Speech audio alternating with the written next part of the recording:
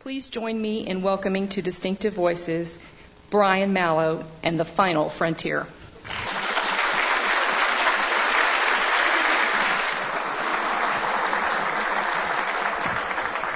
Excellent. What a nice turnout. Thank you for coming.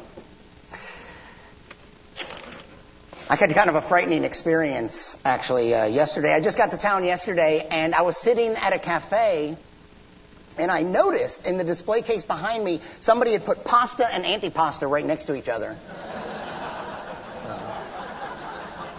Are they out of their Vulcan minds?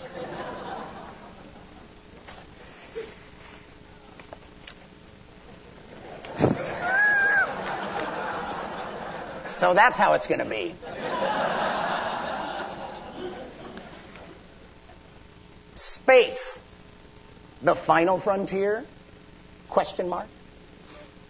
I guess I could keep you in suspense and wait till the end of my presentation to answer that question, but frankly, I like you. You know, all the people on Earth, you're actually the ones that showed up tonight. So, plus, you probably know how I'm going to answer that, right? The final frontier? No, absolutely not. In fact, there's not ever going to be a final frontier because, as a friend of mine once told me, imagination is infinite. To which I said, then, we're going to need more pens. One of my favorite writers, and one of the world's most prolific writers, Isaac Asimov, once said, the most exciting phrase to hear in science, the one that heralds new discoveries, is not eureka, but that's funny. I became a fan of Asimov early on. I was a big fan of science and science fiction. It was actually probably Asimov and Arthur C. Clarke are largely responsible for my love of science. I was reading their science fiction, and turns out they wrote even more nonfiction than fiction, and it was just as exciting. They both had really clear voices. They were able to explain complex stuff in an entertaining and clear voice. And it's a surprise. All that reading I did of them was for fun. It was never part of any school assignment, which I kind of think is a shame. But their science books, as I said, were every bit as exciting as their fiction. In fact, recently I was rereading some Asimov. I was flying from San Francisco to Washington, D.C. So I was flying from the West Coast, which was once a frontier, at least for white European men, who landed on the East Coast and then spread like a virus, in fact, spread with their viruses across the plains. And I always like reading on airplanes, and there's a moment I love. It's at the start of the flight, right before takeoff, when they make that announcement that everyone must turn off their electronic devices. So while all around me, people are grumbling and really grudgingly turning off their cell phones and iPods and Game Boys and laptops, I usually kind of smile to myself because I don't have to turn off my device. You know, and a book is a device, and it's an amazing device if you think about it. It's small. It doesn't need batteries. It won't crash or become corrupted. It's pretty sturdy. If you drop it, it's usually okay. It's 500-year-old technology, and it's still compatible. Compare that to any recent device that we've bought. And yet, books can transport you through time and space and fire your imagination. And I was going to say they have no moving parts, but of course books have moving parts. The good ones do. That's why we read them. Oh. Maybe that's what I should go for. I'm not really a comedian. Laughs are overrated. What I want are a variety of other sounds and exclamations. And I'll just be satisfied with anything I get. If I stop talking and there's a sound, I've done my job. I think it was Kurt Vonnegut who once said that when you read a book, it's a chance to resonate with the mind of the author, even if he's far away or long dead. And that's an amazing and powerful experience. I love books. I hoard books. I buy way more books than I could possibly read. And I hoard them as if on some level I believe that there's a coming apocalypse and my library is going to be essential to kickstart civilization. It's great to have a library. It's great to have a library of some books that you haven't gotten to yet. But I've always wished that at the point of purchase, or a checkout at a library, I wish that you could just download the book directly into your brain right then, or upload it, So purchase it and then hold it up to your head, or maybe have a device that transfers the information directly into your brain, which is all you're doing when you're reading anyway. I'm just looking for something a little faster. But you are transferring the information from one device, the brain, the book, into your brain. So our brain is sort of like the original iPod, but it holds way more than 80 gigabytes. It can store much more than just music or video. And, something else I meant to say about that. All right. Well, and it can store all the information, amazingly, that we gather through a lifetime. So I've been reading a lot lately about I always do, but I've been reading a lot about all the different frontiers of science to try to come up with a cohesive presentation on the frontiers of science. Well, I realized real quickly, you don't have to look very far to find frontiers. They're all around us. And it's not just scientists and explorers that are frontiersmen and frontierswomen. It's all of us, and it's all around us. But we adapt to stuff so quickly now, to anything and everything, that it's kind of hard to see them. Like on that airplane, I realized that I was flying across the entire breadth of the nation, which once upon a time would have taken months to do. And in fact, it still would, left to our own devices. You know what I mean? These devices, feet, they are devices, perfected by natural selection over millions of years. But it took us 7 hours, San Francisco to Washington, D.C. I know it probably would have been a little quicker, but I was flying Southwest, the wagon train of the airline industry. We made a couple stops to change horses and pass off some mail to the Pony Express. But seriously, we were flying 600 miles an hour, riding the jet stream like a surfer in the sky, just kind of like a cable car grapples onto that underground cable. And we're 6 miles above the surface of the Earth, our natural habitat. And we're being served pretzels and beer by a flight attendant as we soar through the clouds. I'm casually reading a book, strolling down the aisle to go to the bathroom. I just think, what would the Wright brothers make of this? Wilbur, in 1903, Wilbur finally managed to fly a few hundred feet in a homemade contraption. And now, 100 years later, there are 70,000 commercial flights a day, 25 million flights a year. At any given moment, there are 5,000 airplanes in the sky. Could they have possibly envisioned that? Did anyone envision that? Jules Verne, H.G. Wells. Did anyone see that coming? And people are sleeping on the airplane. That's always surprised me. Even though I do it, to fall asleep on an airplane, that level of trust as we're hurtling through the skies, you're really confident and just have no fear. To fall asleep on an airplane like that, I always feel when I'm asleep on an airplane that I'm part of some brotherhood of people that are sleeping on planes all over the globe. One time I had an iPod on and I was listening to some music, and that song by Queen, Bohemian Rhapsody, came on. And as I looked around, there were all these people sleeping and their mouths were wide open, and it looked like they were singing the opera parts to Bohemian Rhapsody. I had a layover in Las Vegas. Las Vegas always reminds me of Thomas Edison. Edison, of course, he didn't invent the light bulb, but he perfected the incandescent light bulb. The light bulb was such a good idea, it actually became the symbol for having an idea. It's pretty impressive, not a joke. Yes, just nod your heads and agree. But I wonder if Edison saw Las Vegas at night, which is an almost pornographic display of electric light, would he be proud or maybe a little more embarrassed, It's a little gaudy, don't you think? It's a little too much. We take for granted the sudden ubiquity of all these electronic devices, all our personal computers and cell phones and iPods. And in fact, we're so attached to them, it's almost like being a cyborg, and people are that, reluctant to turn, even for the few minutes during takeoff, they're so mad about having to turn them off for a few minutes. You'd think they're losing a limb. Cell phones, as much as I am a fan of science and technology, I was a very late adopter of the cell phone, kind of a caveman. I have it now, and I'm overly dependent on it, yes. But I didn't want to be. I didn't think I needed to be connected or reached at all times. And I also found them to be very annoying. Maybe it's just the people with them are annoying. Yeah, thanks. A smattering of applause. The rest of you are annoying. I know, it's not us, it's them. They are. I don't want to overhear all the conversations that we have to overhear nowadays. At the airport, there was a guy 2 gates over talking so loud, all I could think is he almost doesn't need a telephone.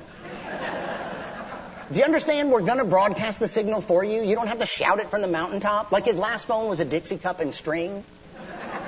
There have been advances. And they're getting so small, I wonder where that's going to go, you know? Like, how far is that going to go? Like, just a little thing on your breast, like Star Trek? Or maybe in our lifetime, you think we'll see implanted cell phones? At birth?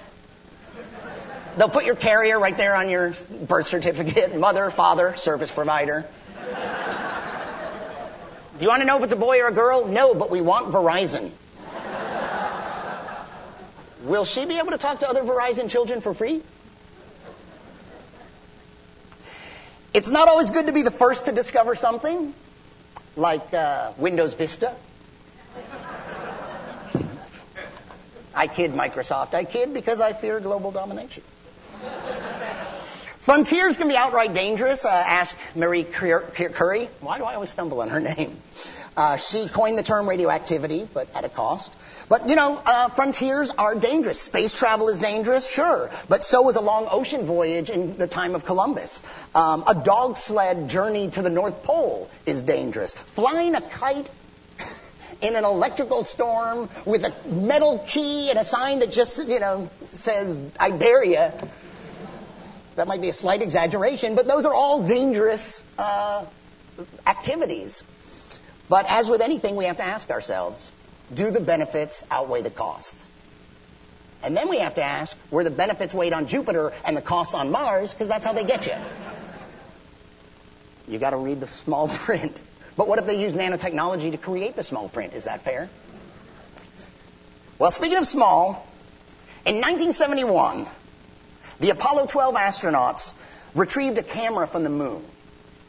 It wasn't an alien artifact, or it was, but we were the aliens. It was left by a previous Apollo mission.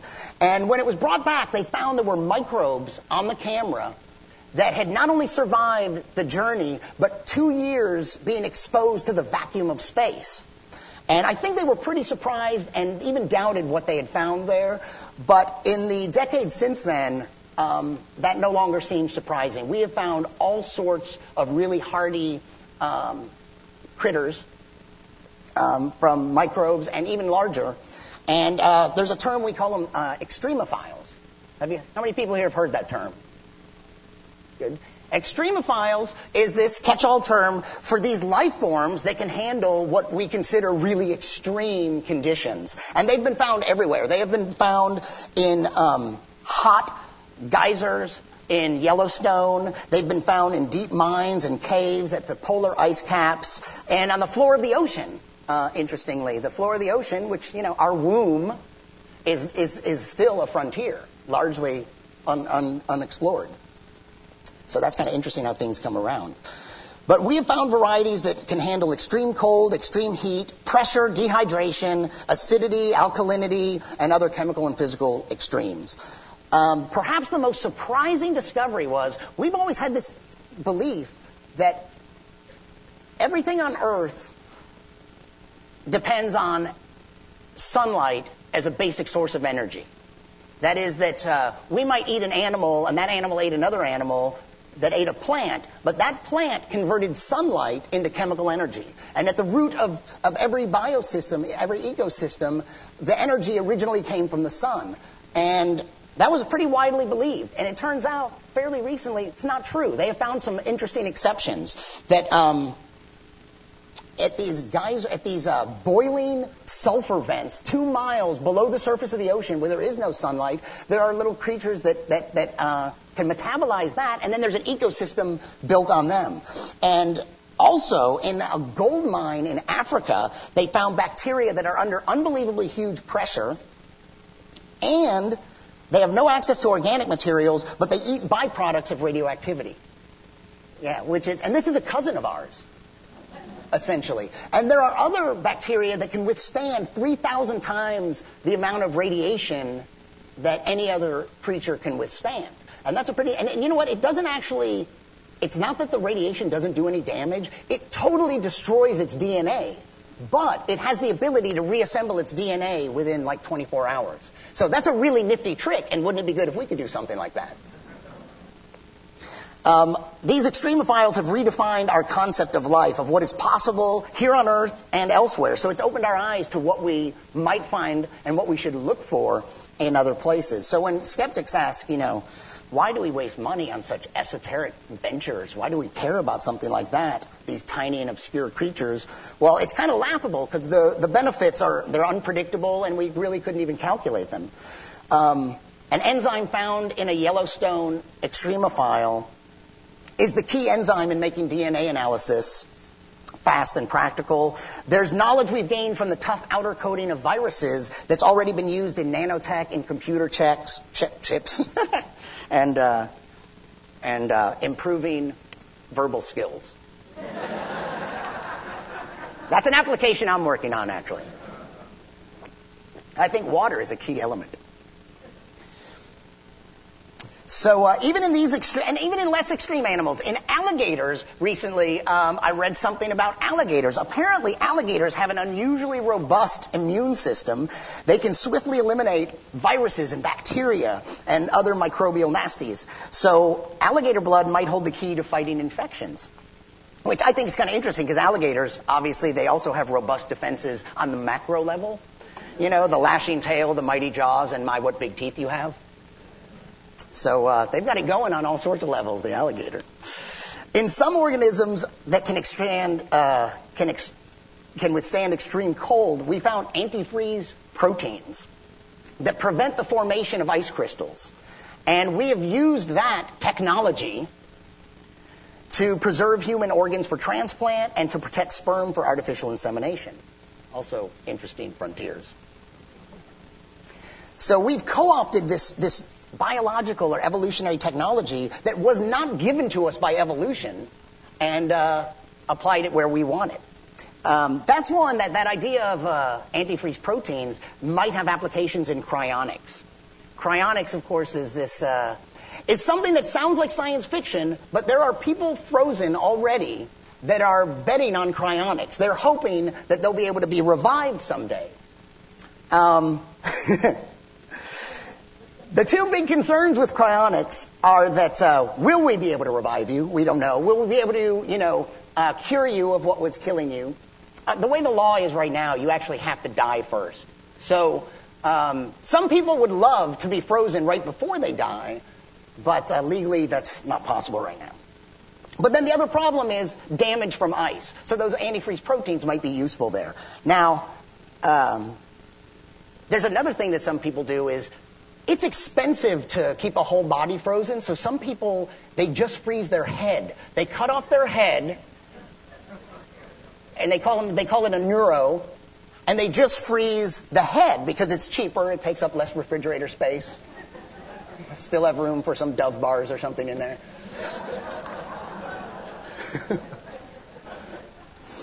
So, so that presents its own problems. The idea is supposedly that the technology will be advanced enough that at the time we revive you, we'll also be able to grow you a new body. But boy, talk about a tough job market. As if it's not going to be hard enough being from an ancient civilization. When you wake up and you're just a head, what skills do you have? I can do that. So good luck.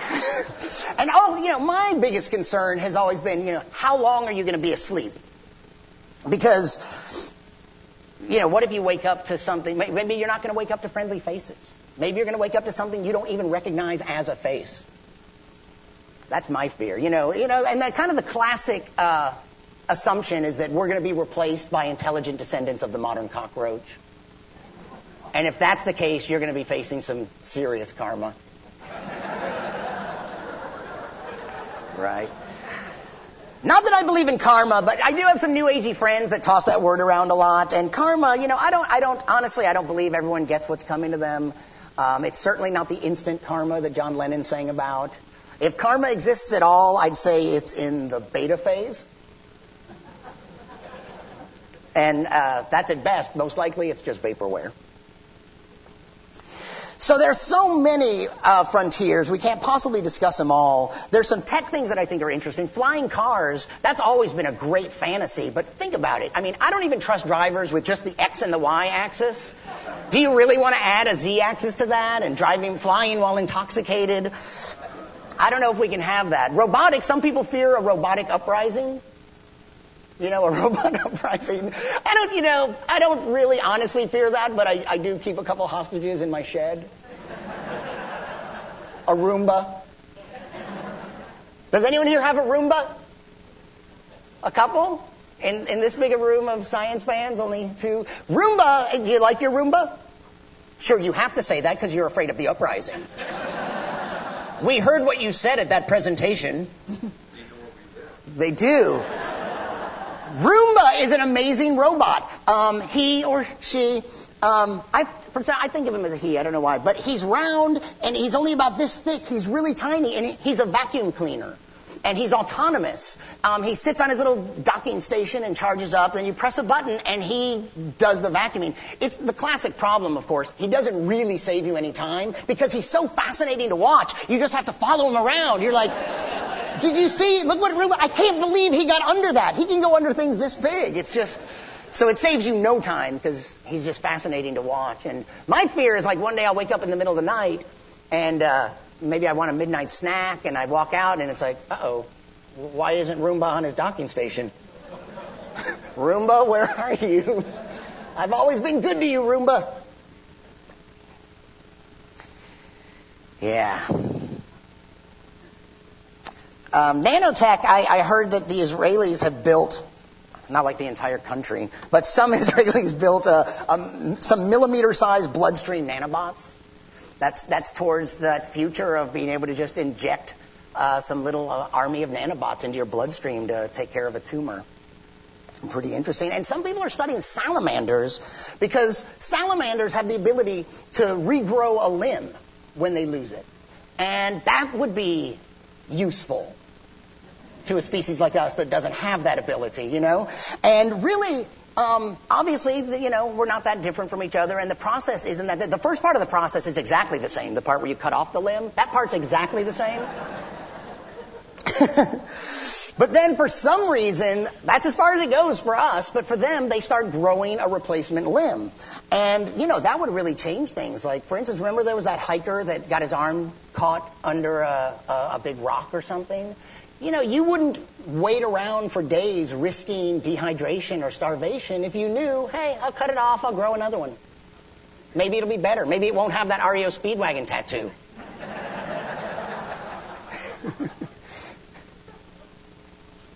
Back at the airport, this also sounds like science fiction, but some people are working on this. It's for security at the airport.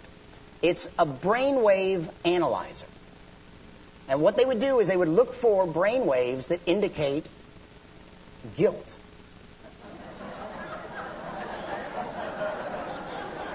It's interesting, obviously, but I think it's a flawed concept. As far as stopping terrorism, I think it's a flawed concept because do terrorists even feel guilty? Probably not. They feel religious fervor and righteous indignation, right? If you stand for guilt, you're just going to catch a bunch of Jews and Catholics in your net. And we don't even know why we feel guilty. You can question us all day. If you figure it out, let us know, okay? I'm a Jew, by the way. That's where I come down on the side of that one. I'm a Jew. I live in San Francisco, but I'm a Jew from Texas. Yeah, kind of a rare breed. We can't even propagate in the wild. Sort of an indoor experimental thing. We're like hydroponic Jews down in Texas. Later, we'll be released into the wild. Some sort of mundane stuff. 3D movies. We're going to see a lot more 3D movies. I'd read somewhere that James Cameron was only going to make 3D movies in the future. It's kind of interesting. With string theory, maybe we'll start to get movies with other dimensions. How many are there? 11, 17, who knows? Although there's some dimensions, frankly, I don't want to be touched in. I saw a movie recently with my friend Chuck. I don't like seeing movies with Chuck because he always has to sit in the front row. Because he thinks he gets to see the movie before anybody else. And you can't argue with him because he always has the same last word. The speed of light is finite, Brian. And that's true. The speed of light is finite, but it's very fast. Does anyone know the speed of light? 186,000 miles per second. So if you had a theater, this is what I told Chuck, if you had a theater 186,000 miles long, you would only see the movie 1 second before the guy in the last row. And he said, yeah, but you'd hear it a week and a half before it.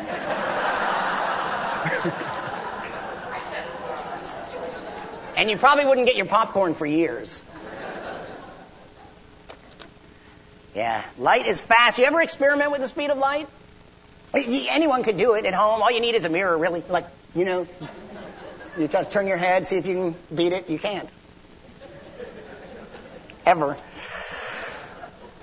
Although, actually, there is here's a frontier. There's something called a Bose-Einstein condensate. It's an exotic form of matter that scientists have created recently, and they've used it to slow down light to 17 meters per second and even stop it. So that's pretty impressive, huh?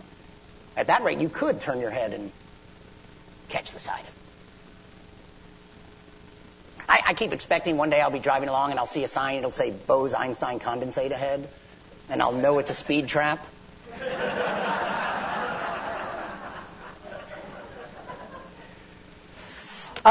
Here's something that used to be, I use a cheap digital watch, and this used to be a frontier. Does anyone remember when these came out and how nifty they were? LED and then LCD. LEDs didn't make it. The LCDs we still have. But I love this watch, and my favorite part about it, it says water resistant to 50 meters. Isn't that great? I'm only water resistant to like 6 or 7 meters, so it's a little redundant. Clearly, I'm no extremophile. So, time travel. Another one that it even seems more like fantasy than science fiction. But there are actually some scientists that have given some thought to it. I asked a friend of mine if he thought time travel could be possible, and he said no, very strongly no, because if it's ever invented, then there would already be time travelers here amongst us.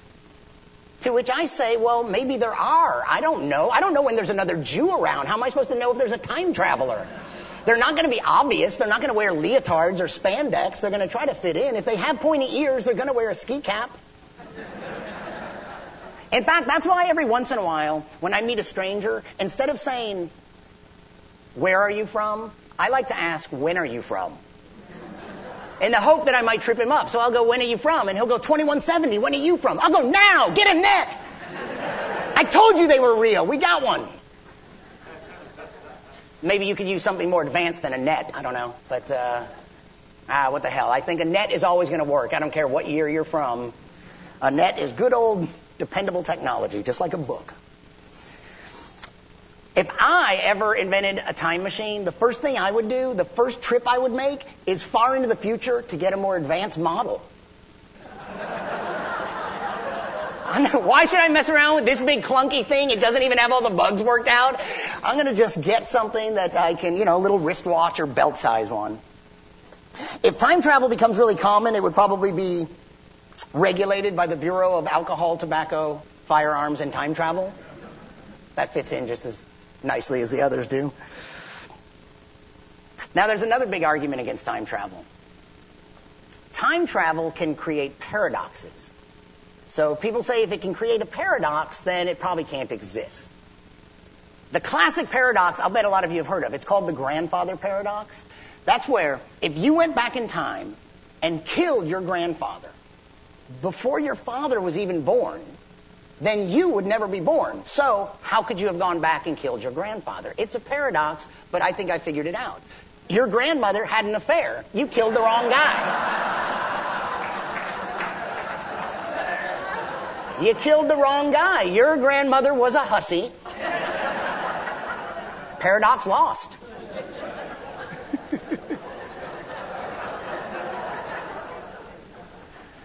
Sometimes it takes a comedian.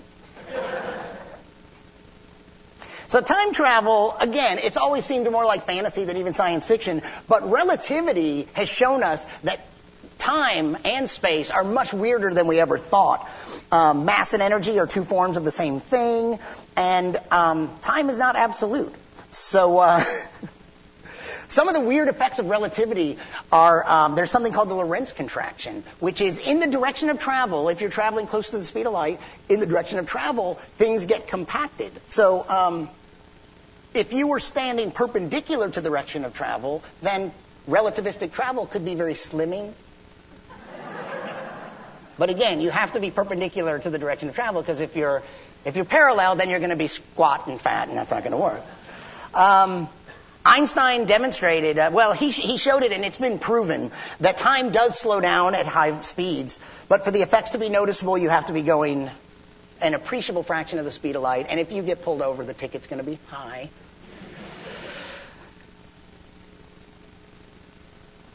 So relativistic space travel is a form of time travel in a way. You could use it as one-way time travel. For instance, if you were terminally ill and could take a trip at close to the speed of light, stay gone for a while, maybe when you come back, like cryonics theory, science would have advanced enough to cure you. If you have a rich uncle, but he's kind of healthy and you're anxious to get your inheritance, take a trip at close to the speed of light, time doesn't pass as fast for you, you come back and you get your inheritance. But you do have to be careful, because if you stay gone too long, you could end up on the planet of the apes.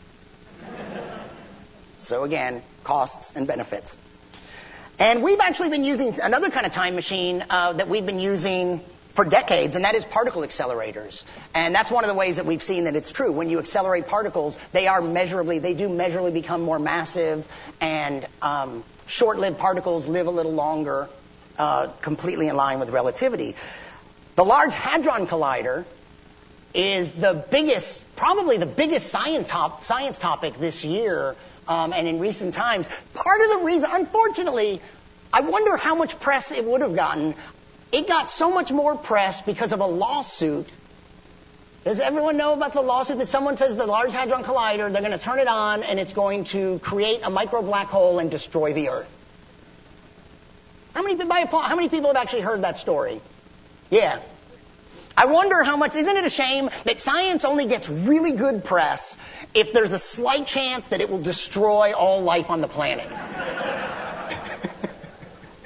I mean, if you're any scientists are here, you should keep that in mind. If you want a little more press, you got to put out the idea that possibly it's destructive to all life, and even the planet itself. The people that are working on the Large Hadron Collider, the guy that actually filed a lawsuit against all these entities, it's my understanding he's not a PhD. And the people that are working on it, the thousands of scientists that are working on it, that probably understand the science better than anyone and are working right there, they don't seem to think it's a problem. They actually think there's a slight chance that micro black holes will be created. But even if they are, it's questionable whether they'll even be able to detect them. And black holes, there's an interesting topic there. Like micro black holes, do you know what they are? How many people have heard that term, micro black hole? Yeah. Are you a scientist? What kind? Physics? Chemistry? Good. You know what I am the only comedian I know that has to really worry about being scientifically accurate. Because there's more scientists show up. My jokes have to be mathematically accurate. My speed of light joke, go ahead, go home, test it. It's pretty, I did the math a couple times. So other comics can just say whatever they want out of their mouth, and it doesn't matter. But if I even, as a joke, suggest that the heat in Arizona, 125 degrees, if I even, using the comedic device called exaggeration, if I say 125 degrees sounds like the surface of Venus, I get someone in the back going, no. That's a true story. Yeah, she's not in her head. That happened at the Koshland Museum. And like I said, exaggeration is a comedic device. But science people can be very literal. And in a way, I guess that's karma right there, because I've always been a very literal person, so maybe that's just what I get. So somehow I have to be funny and colorful, but also accurate and literal. But black holes, most people probably know, it takes a very large star to collapse to become a black hole. But it's believed that there could be smaller black holes. Any mass could theoretically be turned into a black hole just by being crushed down small enough, because it's about the density, it's about the surface gravity being too high for light to escape. So, like the Earth, for instance, when I was in junior high, a friend and I were writing a science fiction story, and we needed to know how small you would have to crush down the Earth to make it into a black hole. And it turns out it has to be a radius of about 9 millimeters, which, according to Wikipedia, is about the size of a peanut. Again, this was not for a school project. This is what me and my friends do for fun. If that tells you anything about me. So, it's possible that micro black holes, which are just smaller masses that have been crushed down by, for instance, during the Big Bang, there would have been pressures enough to possibly create micro black holes. And possibly, because of the energies involved, that micro black holes could be created by the Large Hadron Collider. But then there's this other thing. We've always heard black holes are black and nothing can escape. But Stephen Hawking said, like 30 years ago, that possibly they're not black, that possibly they could give off a form of radiation. Hawking radiation, you get to name it. So, and that they would radiate away. And the problem with these that might be created by the, first of all, in order for them to even be created by the Large Hadron Collider, then there have to be other dimensions to the universe, which is unproven, at least locally by us. And then if it happens, they might radiate away so quickly and be undetectable. So if it were to happen, I'm sure a physicist would love to discover that micro black holes are real, but they probably don't threaten life on the planet. Does that sound right, Mr. Physicist? Or you didn't file the lawsuit, did you? I should have done a little more research. So there's also a term I could say, it's called a naked singularity. It's not a dirty term. Sorry, my young friend. A naked singularity is a type of black hole, I guess a spinning black hole, that doesn't have an event horizon. I don't really understand what this means, but the basic idea is that you could see the singularity. It's a spinning black hole. It doesn't have an event horizon. That's why they call it a naked black hole, because you could actually see it. Again, sort of theoretical. But all of this, I had an opportunity earlier this year. I met some NASA people, and I got to attend a lecture by Stephen Hawking, and they let me submit a question to him. But in the end, he didn't take any questions. So, because he worked really hard on a new speech for NASA's 50th birthday, so he didn't have time to also write out any answers to questions. But I had incorporated a joke into my question for him, and it was a joke that no one else in the room would have gotten except him. That's my terrible tendency to play to the only person in the room that can't even laugh out loud. I don't know why. But the joke is, what did the naked singularity say to the micro black hole? Is that Hawking radiation, or are you just happy to see me? And again, I would have to say that one is more scientifically accurate than funny. I'm working on combining the two. It should be possible. I haven't always been a comic, by the way. I used to be an astronomer, but I got stuck on the day shift, which sucks.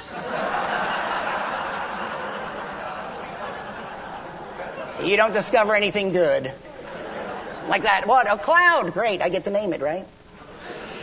Astronomy. A lot has been going on in astronomy. One of the saddest stories in astronomy in recent years, of course, is Pluto. Pluto was demoted. I know. That's awful, isn't it? That is just awful. And you know what was worse? Now they're going to call it a Plutoid. But for a little while there, what they wanted to call it was a dwarf planet, which is not only mean, it's just like, it's not even politically correct. They prefer to be called little planets. So I think someone brought that to their attention, and now they're going to call it a Plutoid. But there's been a lot of interesting stuff in astronomy. Extrasolar planets. That's been big news for a decade or so. We've discovered over 200 planets circling other stars. And that's fascinating stuff. They're getting to the point where they can find smaller and smaller ones. And there's one, 150 light years away, they were able to determine that there's water vapor in the atmosphere of this planet.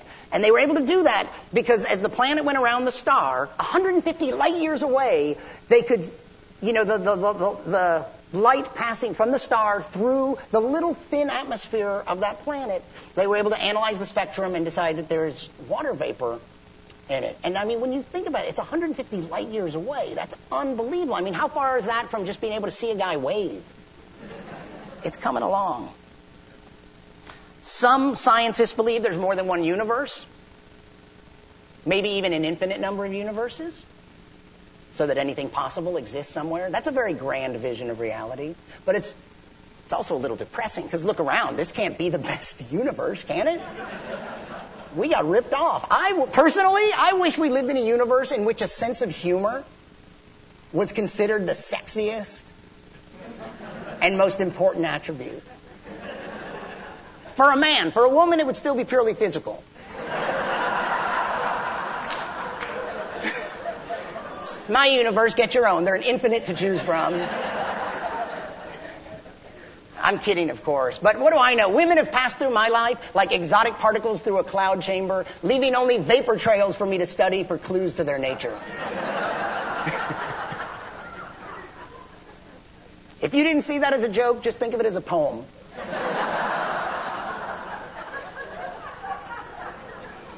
People used to say my ex and I looked like a couple, and I think that was just because of our heights, because I'm not very tall, but she was a lot shorter than me. In fact, the first time I saw her, I thought she was farther away than she actually was. And yet, she had a certain attraction, about half a G. I found myself drawn to her with a force that was inversely proportional to the square of the distance between us.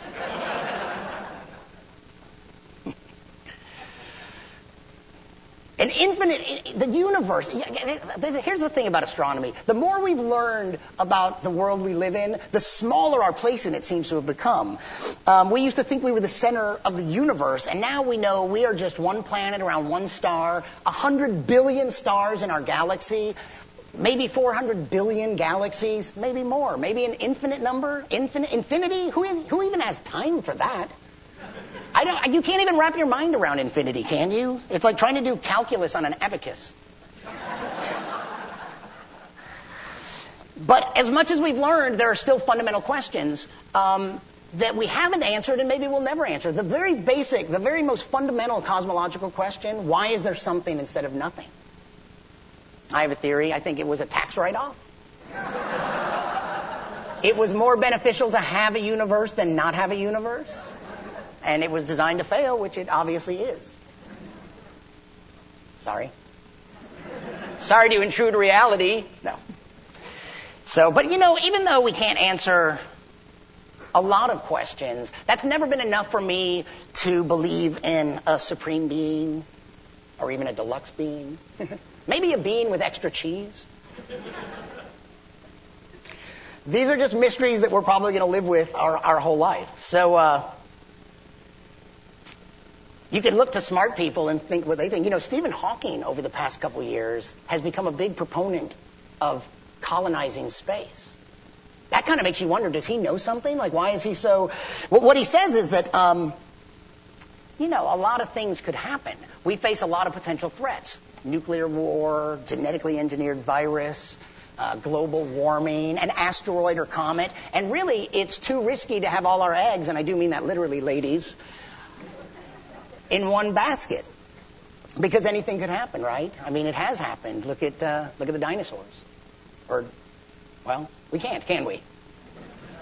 And if that even seems a long time ago, 65 million years ago, hey, there's been other activity. I think this year a small asteroid passed about the distance of the moon from us. That's pretty close. And in 1994, comet Shoemaker-Levy slammed into Jupiter, left a series of marks, scars that remained for months. The largest was the size of the Earth. And if that had happened here, if it had hit Earth instead of Jupiter, I don't think we'd be having a comedy show tonight. So, it's possible that we really could be driven to extinction. Or, hell, we don't even need a ride. We're doing a pretty good job of driving ourselves, right? We have the vehicle. We're pointed in the right direction. Does that scare anybody? Do you think we're not taking very good care of the planet? Yeah. We're trashing the planet. And you know what? We don't even have space travel. Does that seem backwards to anyone? First perfect interstellar flight, then soil the home planet? Yeah. I don't mean to preach, brothers and sisters. But we've treated the Earth like the Who treated a hotel room. And we haven't even stopped with Earth. Think about it. What little we've gotten out into space, we've left stuff everywhere we've gone. We've left stuff on Venus, on Mars. We got stuff roaming around Mars now, on the moon, on moons of Saturn. There are a couple things we have flung out into the universe with no destination in mind. I just know somewhere out there's an extraterrestrial looking on with that one tear. One of the things I always thought that we were looking at a book, it was called The Nervous System. I thought, that sounds like the solar system right next to ours.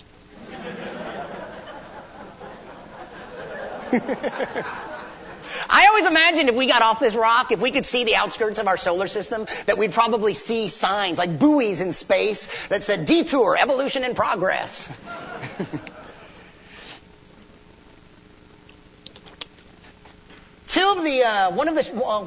One of the spacecraft that we flung out of the solar system was the Pioneer 10 spacecraft, and it was carrying this plaque.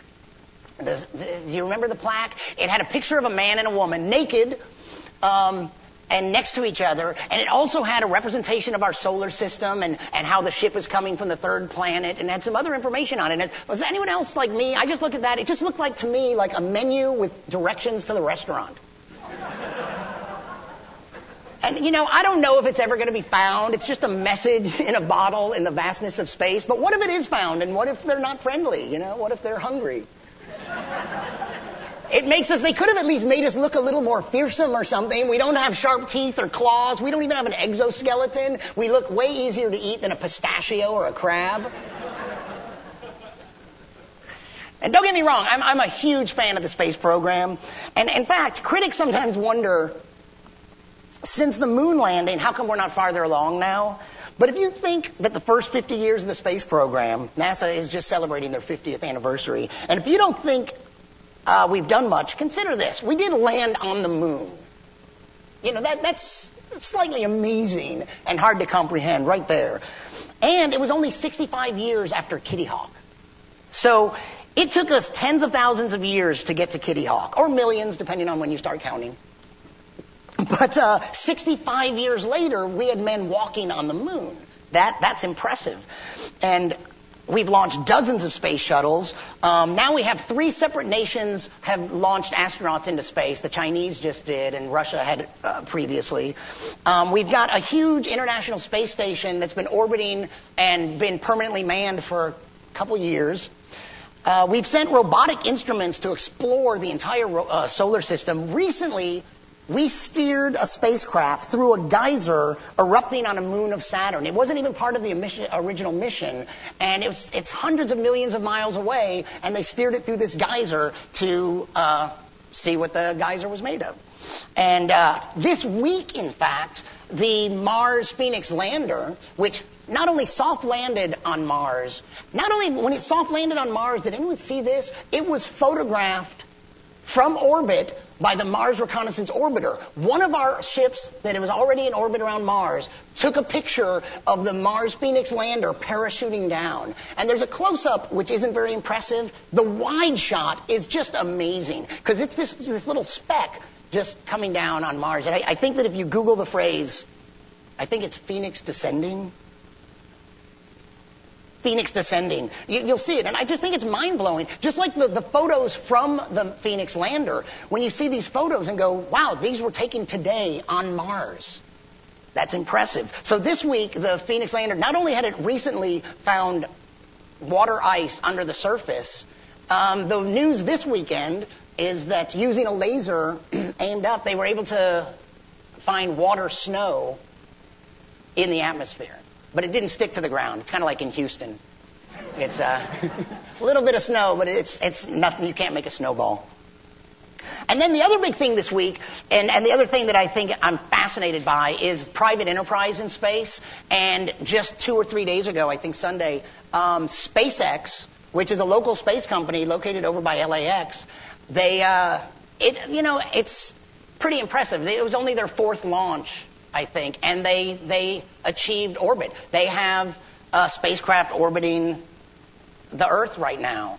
And this is a guy who was one of the founders of PayPal,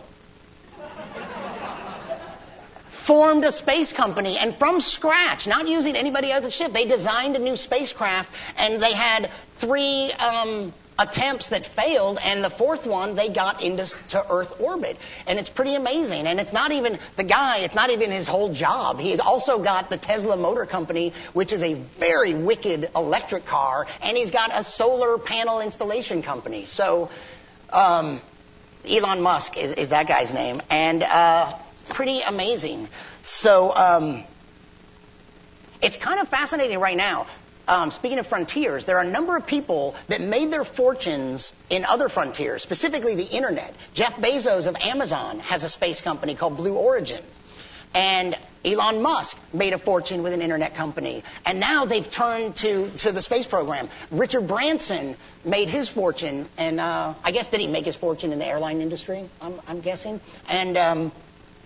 And then they've taken their fortune now they all have space companies. And I think that's fascinating. And they're competing with governments, but they're also working together. SpaceX has contracts with NASA, so they're cooperating. And in fact, the shuttle fleet is going to be retired very soon, I think in 2010.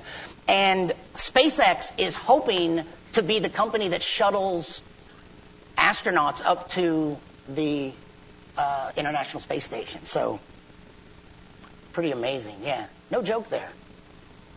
It's kind of awe-inspiring, though. It's pretty amazing that. And I actually last time I was here, I visited SpaceX, and it's amazing that I just walked through. It's not a very big place. It's like somebody tinkering in their garage, and they built a spaceship, and they got it into orbit. It's unbelievable. So I always I'd like to be the first comedian in space.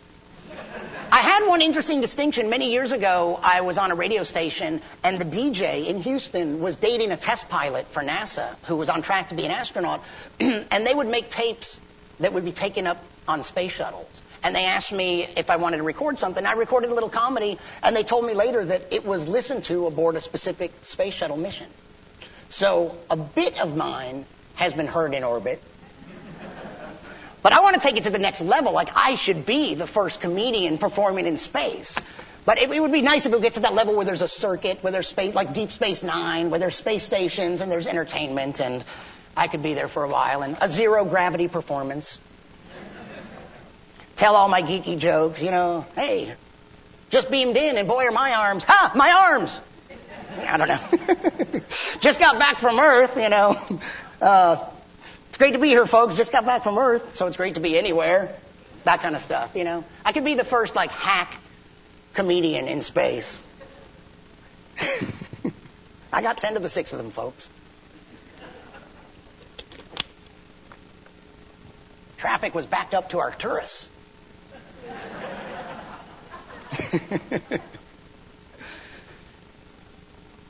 When I was on Earth, they had their Miss Universe contest. Not Miss Earth, not Miss Milky Way Galaxy, Miss Universe. Can you believe that? The winner was a human. Unbelievable. My choice was Miss Betelgeuse, Did you see her? I'm a leg man, and she had 8.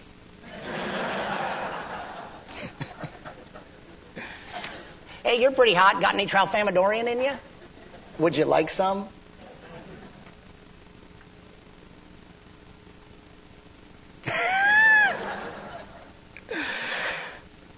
Yeah, we'll just skip a couple of these.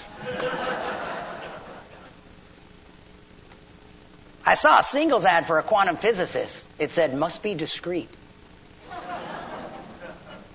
Yeah, that's the one I should have skipped.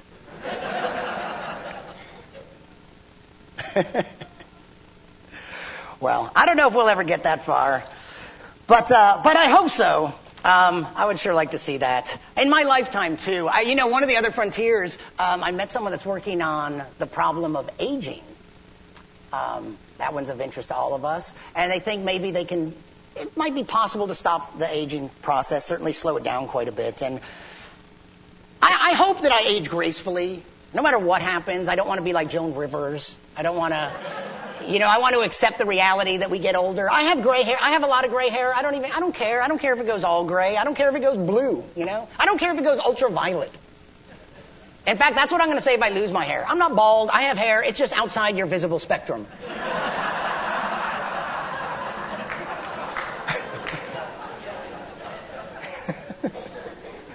That one always hits home really nicely. I think people take it personally. UFOs, a friend of mine said he chased a UFO. Now, most scientists don't believe that UFOs are really spacecraft from another planet. But there is something going on. People have always seen stuff in the skies. But the weird thing is, historically, in the time of Ezekiel, he saw a wheel, and he saw something that he attributed to gods in the sky. In the 1900s, in the early, 1800s, in the time of airships, people saw big airships in the sky. And now, in our age of technology, people see flying saucers. So do you really think the aliens have been pacing our technology like that? I don't know. But a friend of mine said he chased a UFO in his car. He was in his car, the UFO wasn't. That would have to be a very small saucer, you know. Hey, I told you to keep the windows rolled up. Close the air vents. He chased the UFO in his car, and he lost it because flying saucers don't have to stick to the roads. But what if they had stopped and gotten out? What would you say? Yeah, whoa, sorry, thought you were somebody else. And keep the anal probe away from me. Sorry, yeah. So, once again, I want to come back to that question of the importance of science and why we care about obscure life forms on the ocean floor and quasars that are 1 billion light years from Earth. I think everyone here probably feels the same. We all know that, well, probably for a lot of it, it's just curiosity. Science is just, it's the most fundamental, it's one of the most fundamental human characteristics. It's just curiosity. But like, how can you peer out of those little holes in your eye, skulls, with anything but curiosity? And that's all we're trying to figure out, right? Is what we are, where are we going, how much is it going to cost? Are we expected to tip? So that's all we're trying to do, is we're just trying to learn. And what we're learning about, all these exotic things, it's not some other thing. We're learning about ourselves. We're not separate from the universe. We are a part of the universe. So, for instance, the extremophiles. Here's what I think the extremophiles tell us about ourselves. I'm just a comedian, not a scientist. I wasn't even an astronomer. That was just a joke. But those extremophiles, I kept coming back to them when I was thinking about frontiers. And it's surprising to even find that life is possible down there 2 miles below the ocean at this boiling sulfur vent. But not only that, why? Why is life there? I mean, why would it even bother to be there? Isn't this enough? All of this? You know? But, I mean, the truth is, no. I mean, that's how tenacious life is. It expands to fill every nook and cranny, every ecosystem. And because of that, that's why I'm certain that we are going to go into space. It's just because it's how we are. Life... I didn't just get this from Jurassic Park, but life expands to fill the size of any container. And, there might be some walls here, but we climb over them and we keep going. So we've been exploring new frontiers. This is not just an American thing. It's not just a human thing. It's life. Way before we were human, life probably started in the ocean. Chemicals somehow self-organized and self-replicated. Somehow they got a membrane, like a little jacket, wrapped around the ocean water and holding in some organelles. Then they were just sort of nurtured in the womb in a fairly stable and unchanging environment. At one point, sexual reproduction was a frontier. I guess it still is for at least a couple people here. But it's a frontier that's fraught with complications. It has its benefits, but it definitely has its complications. For instance, asexual reproduction, in a way, asexual reproduction is a form of immortality because one critter splits into two, and then that one splits, and that one splits, and there's a clean line all the way whereas when we introduced sex, suddenly we create sex cells and create a third creature, and the other two die. We traded immortality for sex. I don't even know if that was a good deal. I'm not even clear if we were consulted on it. It's a hell of a trade, though. We gave up immortality and we got death. And the thing about sex is sex introduced genetic diversity, and it actually accelerated the process of evolution. So that's something we got. But if you think about it, that doesn't even benefit the individual. That's something that benefits the species or life or really DNA. You ever think about it? The history of life on Earth is really the history of the evolution of the DNA molecule. It's been changing all this time, and we're almost a side effect of it. You know, this molecule's been changing. I'm just a current manifestation of one version of DNA, just like you are and just like every species and every individual is. And in a way, it's like we seem to be serving DNA. I'm just a way for DNA to walk around. I've got legs. You know, I flew on an airplane cross-country in order to meet a girl that I might reproduce with. I don't think DNA was going to get across country that way without me and an airplane. So, that's a hell of a trade. And are we being used? They kind of, you know, something dangled sex. Hey, you want this? Yeah. Then you find out later you didn't read the fine print. So life continued expanding and diversifying into a myriad of aquatic forms, eventually crawling out onto dry land. And that was a new frontier, on little wobbly flippers that soon evolved into legs. Probably still had that new leg smell. Developing a body that could crawl out onto land was kind of like putting on a deep sea diving suit. Just think about it. There's sort of a primal ancestral fish inside us looking out. And at one point, it's like, all right, I'm going in, or up, or out, and crawled out onto this dry land. And what was that like? I mean, it was just sort of like, man, it's bright out here. When you fall down hard. It's dry, too. We're going to need a lot of moisturizer. Look at this. I have to rehydrate. That never happened to anything that lives in the water.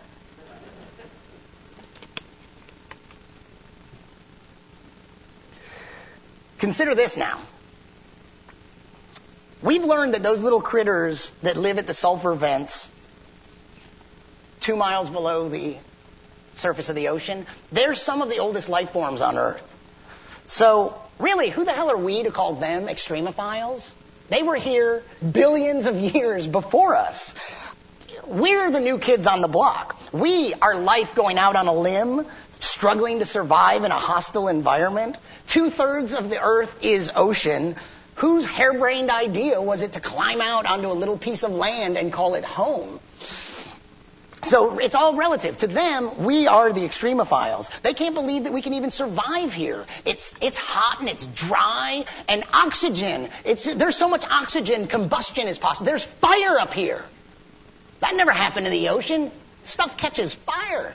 Rocks fall from the sky. This is like hell to them. So we're the weird thing. We're the extremophiles that came later. Plants were here way before us. You know, to plants, carbon dioxide is essential, and the oxygen we breathe is a waste product. We're just breathing their waste product. So if you think going into space, settling the moon or Mars seems weird or far-fetched, then maybe you're not paying attention, because look what we've already done. And it took us a few billion years to get here. So what if we don't have colonies on the moon yet? I mean, yeah, Space 1999, 2001: A Space Odyssey, Asimov, Clarke, some of our sci-fi dreamers expected us to be much farther along by now. But you know what? Just think about it. In the scheme of things, we just got here. Let's catch our breath for a minute. We're still pretty much adapting to breathing oxygen and standing upright. Like mountain climbers moving into thin air, or like deep sea divers who don't want to get the bends. Slow down, we'll get there. You know, it might take us 50 or 100, maybe 200 years, but we're going. It's what we do. It's in our nature. It is our nature. More than maybe anything else, we spread like our cousin, the virus. We are one. We are the world. We are the children. So one day we'll look back on the Earth like a butterfly looks back on its cocoon. Or maybe like the butterfly, we won't even look back. We'll just keep going. Forward, outward, expanding, like the universe, our single parent. That's a pretty good role model, the universe, single parent. Birthed us and then has tried to kill us ever since. In a million different ways, raining down cosmic rays and asteroids. It hasn't exactly nurtured us. Sort of a tough love. Hands-off parenting. Somebody should call Universal Child Services. So what next? I mean, we have to change fast up here. Evolution has to be fast up here. We're ducking and dodging like Muhammad Ali, float like a butterfly, sting like a bee. And by the way, loss of biodiversity is a huge threat facing us right now. We've only identified a fraction of life on Earth. And each species, each individual is unique and beautiful and special. It's a brand new toss of the genetic dice. But more than that, now we know each one is also a database of information. And we don't know what information's being lost. So not only is the loss of life tragic, but hey, we might need that, you know? Like to say that we might be losing a cure for cancer is not hyperbole. And it's not a hyperbola either. But I shouldn't throw you a curve. We are taking every survival mechanism, every adaptation that we find in other critters, bacteria, alligators, and we're co-opting those mechanisms and applying them to ourselves. So if we can learn how a salamander grows a new limb, maybe someday we can grow limbs. And we don't have to wait for evolution anymore, for random genetic mutation to grant us these things. Technology gives us a new edge. So if we see something we like, it's just sort of like, ooh, that's cool. Hey, mind if I, and we just sort of copy it and put it into our genes. So our brain is like a time machine. It took us billions of years to get here, but now we're moving in leaps and bounds. And if there's a mechanism we see in nature, we are driven to understand it and copy it. So if we can imagine it, we can build it. We want to go to the ocean floor, the vacuum of space, the moon, Mars, inside the bloodstream with millimeter nanobots. We're going to do it. So there will never be a final frontier because imagination is infinite. So there were all these things that I used to fear. Like I was a late adopter of cell phones, and I realized I was a little scared of biotech, but now I really am kind of excited about the possibilities. But now what I see in all of these things is that it's about connectivity, and just like the airplane, and just like the book, and just like cell phones and the internet, and biotech, same thing. You can't reach a bacteria on a cell phone, but you can reach in and take a piece of its genetic code and stick it into us. So that idea of connectivity is pretty interesting. And maybe we're moving sort of towards a hive mind, like being connected all the time and being able to bounce ideas off each other faster and faster in an unprecedented way. I used to think that all these tools we use, like cell phones, like nobody knows any phone numbers anymore.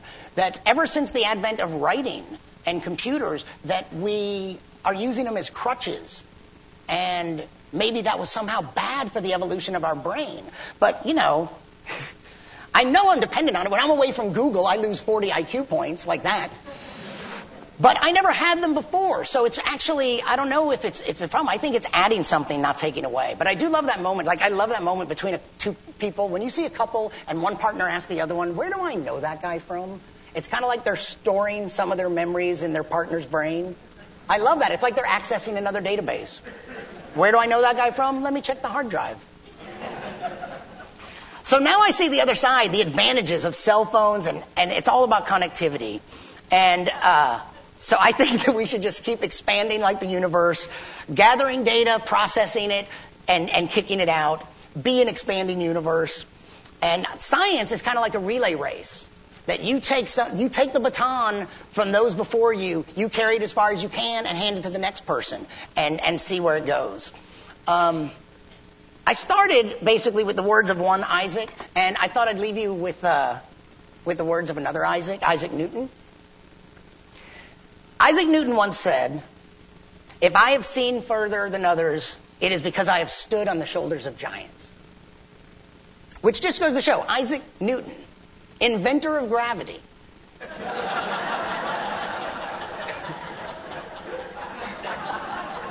Universally hailed as maybe the greatest scientific mind to ever walk the earth, believed in giants.